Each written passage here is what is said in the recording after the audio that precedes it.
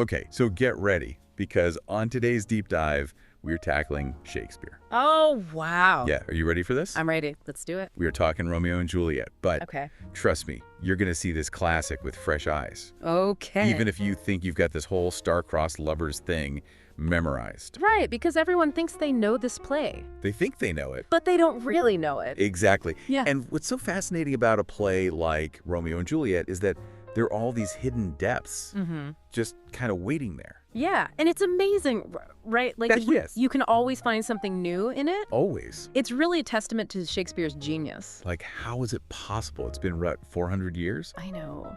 It's incredible. But you can still find new things. It's wild. It's like everyone knows the ending is a heartbreaker. Or like, Of course. but did you ever notice how he basically spoils the ending right from the start? Well, yeah. That prologue just throws us right in.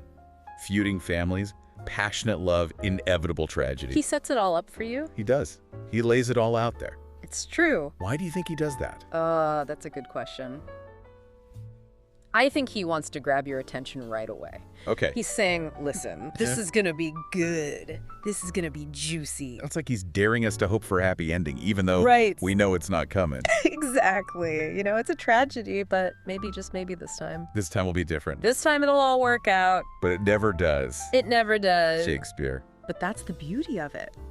The prologue isn't just setting the stage, it's grabbing our attention, foreshadowing the emotional roller coaster to come. Oh my gosh, yeah. Talk about an emotional roller coaster. But what's really interesting to me is how he chooses to open the actual play. Yes. So he doesn't start with Romeo and Juliet. Tell me more. No. He starts with, let's just say things get a little crude. A little crude, how so? A little crude with a couple of feuding servants. The servants.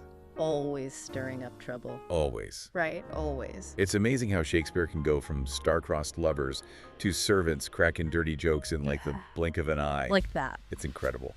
And he's not exactly subtle about it either. No, he's not. Biting your thumb? I love that. I know. Such a great insult. Who knew that was fighting words back in the day? Right. Can you imagine? It's hilarious. It is. But it also shows us just how deep this hatred runs between these two families. Oh, absolutely. It's not just a family feud. This is like a disease that's infected the whole city. It poisons everything. It does, and everyone.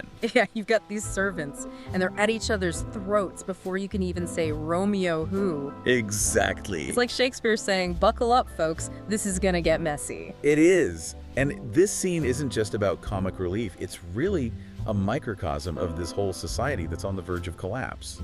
Wow. Yeah. And you can't help but notice the way he uses language, even in this scene, that seems so simple. Oh, yeah. The puns, the wordplay, it's all there right from the very beginning. It's like they couldn't just say, I hate you back then. They had to turn it into a pun or a witty insult. It makes you wonder if, like, everyday conversation was like a Shakespearean play in Elizabethan England. Maybe it was. That would have been something else, wouldn't it? I would not have survived, I don't think. Me neither. But even amidst the humor, Yeah. Shakespeare reminds us that this is serious business. Yeah. This is serious stuff. Things are about to get real. Exactly. And to really hammer that point home, Yeah.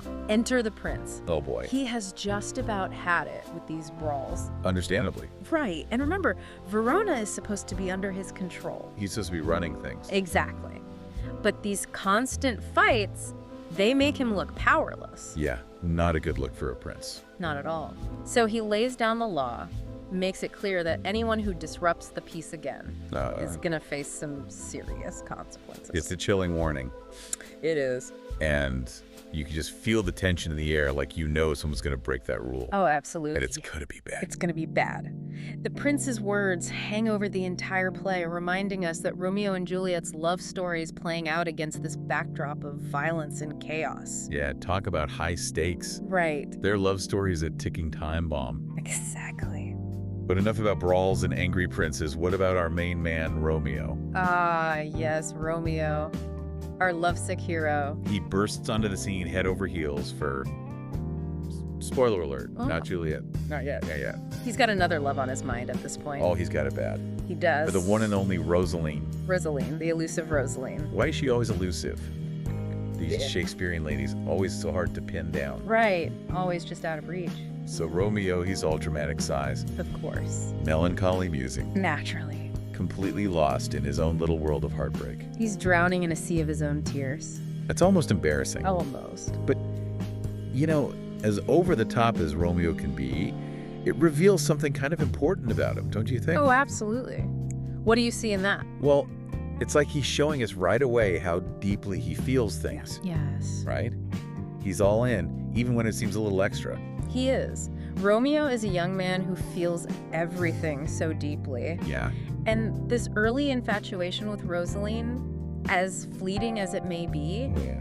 it sets the stage for the all-consuming love that he will soon discover with Juliet. Wow, yeah, it's true. Right. So Rosaline is like a practice round, Exactly. The warm-up act. the understudy. Exactly. She's preparing him for the main event. Wow. Okay, so Juliet is about to rock Romeo's world. And speaking of Juliet, Yes. it's almost time to meet the leading lady herself. Oh, But good. before we do, there's this little matter of a certain invitation to a certain party Oh, yes? and a case of remarkably convenient illiteracy. Right. What are the chances? I know. Talk about coincidences. Or maybe Maybe. it's fate, Yeah. destiny, or maybe just Shakespeare working his magic. Always. It's no accident that Capulet's servant just happens to bump into Romeo, who just happens to be an expert reader, Of course he is. right when they need someone to decipher the guest list for the Capulet feast. And all the people to run into. I know. And what's even more interesting is that Rosalind's name is on that guest list. Oh, it's too perfect. It's like the stars are aligning. Or misaligned, Maybe depending on how you look at it. That's true.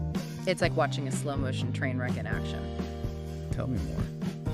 So we know Romeo's about to meet Juliet, Yes. right?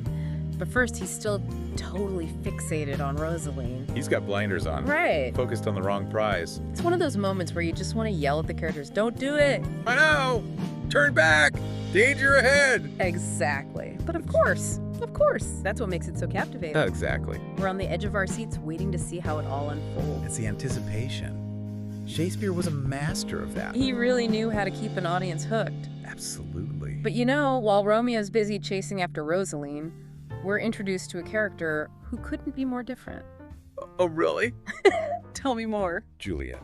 We finally meet Juliet. It's Juliet. At last, alongside her mom, Lady Capulet, and the ever-entertaining nurse. Oh, the nurse. What a character. So let me tell you, the nurse's stories about young Juliet, Yeah, almost as good as the main event. I bet. The nurse could talk anyone's ear off. Seriously.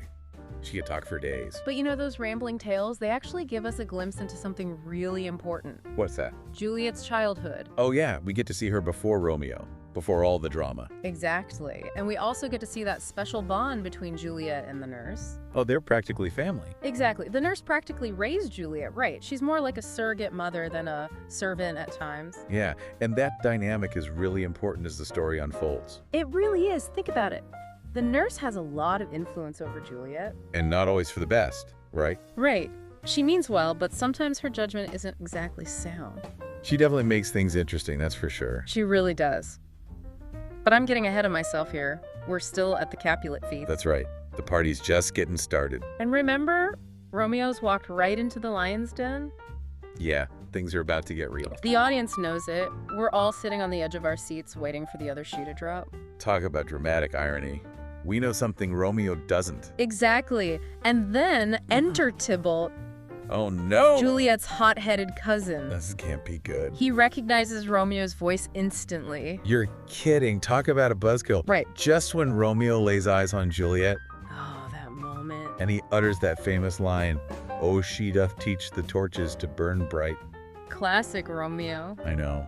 But just as he's saying it, Yeah. Tybalt's ready to draw his sword and ruin the party. Of course. Leave it to Tybalt to stir up trouble. It's like, can't we have one romantic moment without someone threatening violence? Right. Romeo and Juliet's love story is literally blossoming in the most dangerous garden ever. Seriously, it's a recipe for disaster. And then it gets even more complicated. How so? Romeo and Juliet, they find out who the other one is. Oh no, they don't. They do. You're kidding. Imagine that. You've just fallen head over heels Yeah. for someone Oh. only to realize they're the enemy.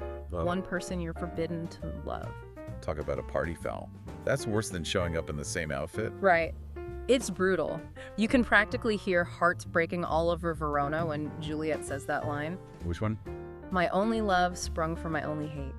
Ugh, that line. Gives me chills every time. It's the defining moment, isn't it? Totally. It sets up the central conflict of the whole play. Love versus loyalty. The oldest story in the book. Right, and it's a question that still resonates today, doesn't it? Oh, absolutely. But before we get too caught up in all the drama, Yeah. we can't forget about another key player, Okay, who's that? Mercutio. Ah, yes, Mercutio. Everyone's favorite character. He's like the life of the party. Especially with that Queen Mab speech. Oh my gosh, the Queen Mab speech. What do you even make of that? It's one of the most memorable and enigmatic passages in all of Shakespeare. That's saying something. It is. On the surface, it seems like a bit of fun, right? Yeah, just Mercutio messing around. A whimsical tale about the fairy's midwife who brings dreams. Right, harmless fun. There's something darker lurking beneath the surface. Okay, now you've got to tell me more. Well, think about it. Mercutio describes Queen Mab as this mischievous sprite who controls our dreams, Okay. both good and bad. So it's not just about dreams. Exactly. It's about the power of illusion, the way our own desires can deceive us. Oh, wow. It's like Mercutio's dropping a massive hint A hint about what? about love. He's warning Romeo that love can be just as deceptive as a fairy dream. Will Romeo listen? That's the million-dollar question. Knowing Romeo, I Yeah. think we can guess the answer. He's going to follow his heart. Consequences be damned. Exactly. He's already head over heels for Juliet, and nothing, not even a cautionary fairy tale, is going to stop him now. And that's what makes Romeo and Juliet so captivating. What do you think it is? I think it's because we're caught between hoping for the best, but also kind of bracing for the worst. Yes. We know how it ends. Right, tragedy and heartbreak. But we still get swept up in the whirlwind of their love. Every single time. Shakespeare was a genius at creating these characters that feel both timeless and undeniably human. Absolutely. Even though the play was written centuries ago, I know. the themes of love, fate, societal pressures, They still resonate with us today. they do. They're universal. It's incredible. It really is. And those themes, they're about to be explored in even greater depth as we delve into the heart of the play. Oh, I can't wait. We're just getting to the good part. Get ready for the emotional roller coaster, everyone. Buckle up. So we've seen the feuding families, the forbidden love, those ominous warnings. And we're just getting started. I know, right? We've barely even scratched the surface of what makes Romeo and Juliet so... I was gonna say, there's so much more to talk about. I know, but even in these opening scenes, Shakespeare gives us so much to think about. He really does. It's like every line Every little interaction. that all has these hidden meanings, you know? Oh, absolutely. It's like he's packing in as much as he can. Right. Like those servants cracking jokes. Right. Seems silly. This seems so simple. But they actually show us how ridiculous this whole feud is. Exactly. And then the prince's warning. Ooh, yeah. That's serious stuff. It is, right. It reminds us that actions have consequences. Like somebody's gonna die. Someone always dies in Shakespeare. Almost always. And then there's Romeo, our lovesick hero, Oh, Romeo. already proving that he's all about those grand gestures. Even if they backfire, especially if they backfire. But that's Romeo for you. That's our Romeo. Mm-oh. But let's not forget about the women in this play. Oh, yes. We can't forget about the women. We've got Juliet, On the verge of womanhood. trying to figure out who she is Right. Caught between what her family expects of her. and what she wants for herself. Exactly. And then the nurse. Oh, the nurse. Don't even get me started on the nurse. Oh, she's a whole other story. She's the comic relief. Oh, for sure. Mm. But then she also plays a big part in the tragedy. She does. She really does. It's amazing how Shakespeare can do that. It really is. Yeah. Make you laugh 1 minute and then break your heart the next. I know. He was a master of that. A master. But that's why we still love these plays, right? Why do you think that is? Because they're about real people with real problems. Exactly. Shakespeare doesn't shy away from those complexities. Nope. He dives right in He does. And that's something to keep in mind. as we keep reading. Exactly. Don't just look at the surface. Right. Go deeper. Yes. Dig into the themes, the language, why these characters do what they do. It's like Shakespeare's giving us a puzzle to solve. He is. And it's a puzzle that's still relevant today. Absolutely. Because who hasn't felt the pull of forbidden love? Or the weight of family expectations. Right. Or just that feeling of being stuck between a rock and a hard place. Yes. That's the power of great literature. It forces you to think. It holds up a mirror, right? To our own lives, our own choices. It's like Shakespeare's asking us, what would you do? Exactly. So as you continue your journey with Romeo and Juliet, Keep asking those questions. don't be afraid to dig deeper. Because the real magic of this play, It's not the plot. It's not those fancy words. It's how it makes you feel. Yes. And how it makes you think about the world around you. Exactly. Well, that's our show for today. We hope this deep dive into Romeo and Juliet has given you a fresh perspective on this timeless classic. And we hope it's inspired you to take a deeper look at the world around you. And maybe even at yourselves. Happy reading, everyone! See you next time.